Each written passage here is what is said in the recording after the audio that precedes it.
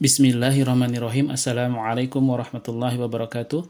Alhamdulillahirabbil alamin. Hamdan katsiran thayyiban mubarakan fi kama yuhibbu rabbuna wa yarda.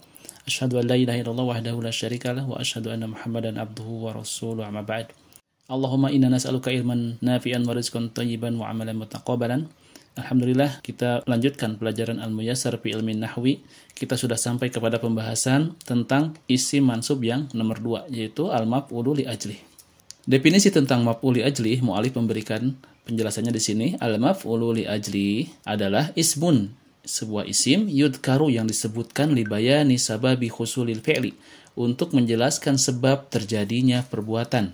Maf'ul li ajlih adalah isim yang disebutkan untuk menjelaskan kenapa perbuatan tersebut terjadi.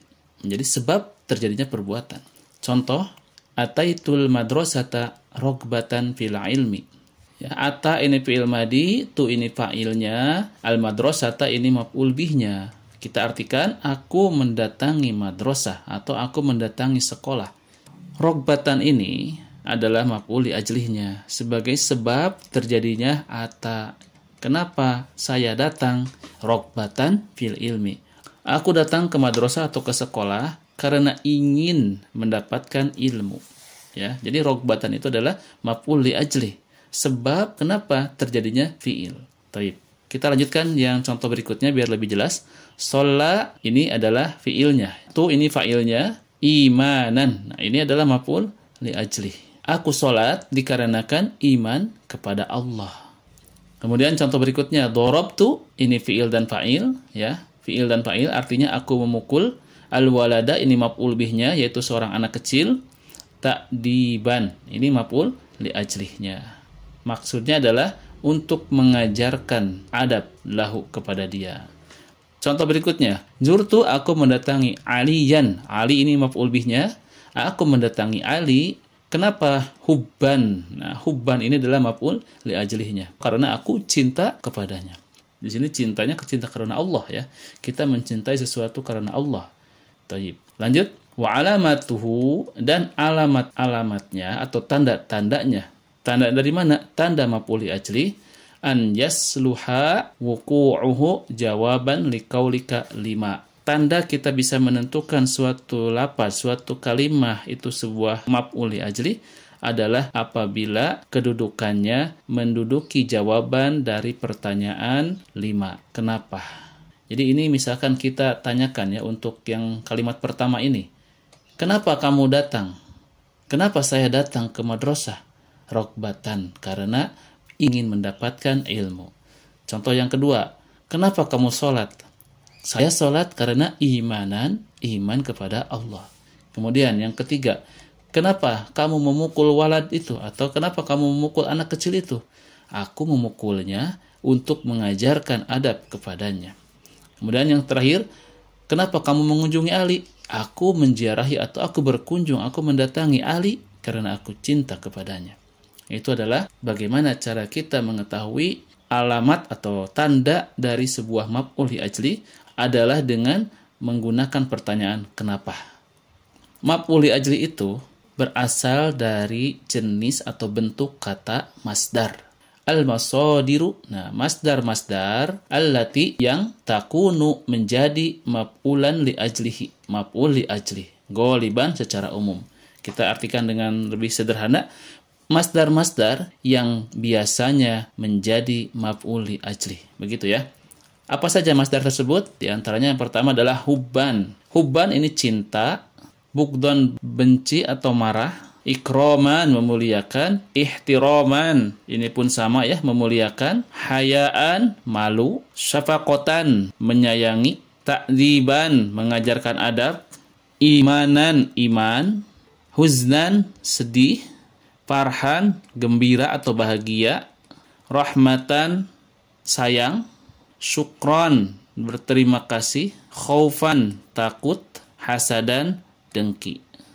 Ini adalah masdar-masdar yang biasanya menjadi maf'ul li ajlih. Hubban, bughdhan, ikraman, ihtiraman, hayaan, syafaqatan, ta'diban, imanan, huznan, farhan, rahmatan, syukron, khaufan, hasadan. kita akan lebih jelas lagi dengan melihat ketentuan-ketentuan dari maf'ul li ajli. Yang pertama, maf'ul li ajli harus selalu berasal dari masdar. Ini ketentuan pertama ya. Masdar itu apa? Silakan nanti pelajari ya. Ada di ilmu sorob. Kalau antum mau tahu lebih lanjut tentang apa itu masdar, silakan dilihat saja pada ilmu sorob. Ada masdar di situ ya. Tasrif atau memalingkan suatu kalimat kepada kalimat yang lain, ada bentuk kata masdar di situ. Contoh fa'ala yaf'ilu fa'lan. Nah, fa'lan itu adalah masdar, yaitu bentuk ketiga dari tasrif. Fa'ala yaf'ilu fa'lan.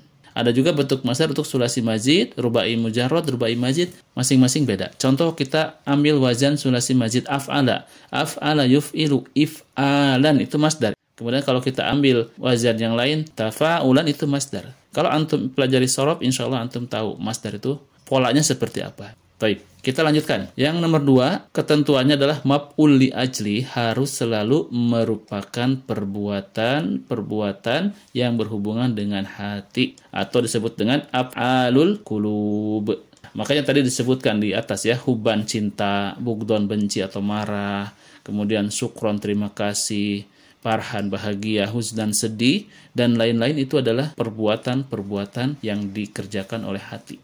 Yang ketiga, untuk mencari maf'ul li ajli dapat digunakan kata tanya mengapa. Nah, tadi dibahas juga sedikit di atas ya, dengan kata tanya lima, kenapa atau mengapa. Jika kita tanyakan dan melihat jumlah, kita tanyakan mengapa, maka kita bisa temukan maf'ul li ajlinya di mana. Dan pastikan dia adalah isim yang mansub. Tanda nasabnya tentunya dengan fathah yang utama ya. Kemudian ada latihan ya. Latihannya adalah terjemahkan ke dalam bahasa Arab.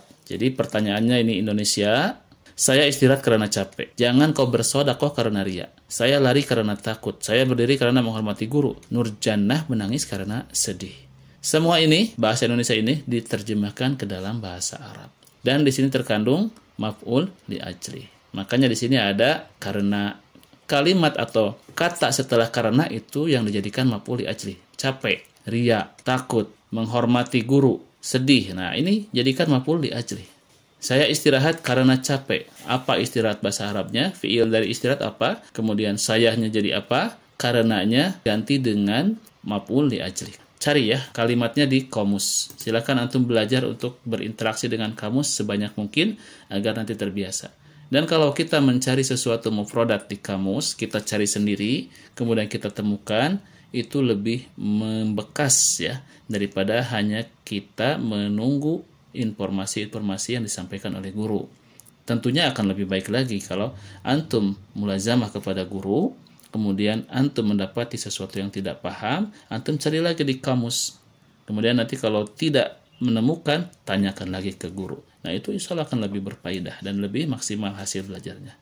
Baik, cukup sampai di sini saja ya untuk pelajaran tentang mansub batul asma yang kedua, yaitu maf'ul li ajli. Semoga bermanfaat. Insya Allah pertanyaan-pertanyaan yang tugas ini akan Anda tanyakan di liko. Silakan siapkan terlebih dahulu jawabannya sehingga nanti ketika liko antum tinggal baca saja jawaban yang sudah dibuat. Demikian, barakallahu fikum. Subhanakallahumma wa bihamdik asyhadu an la ilaha illa anta astaghfiruka wa atubu ilaik.